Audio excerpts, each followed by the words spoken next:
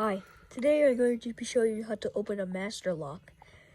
So, my mom is also learning how to unlock it. So, what you have to do is, can you hold this?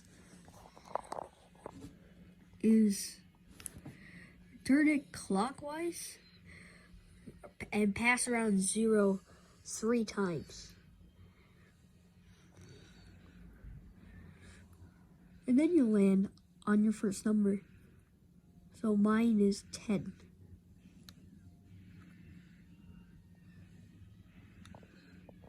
Then I go counterclockwise.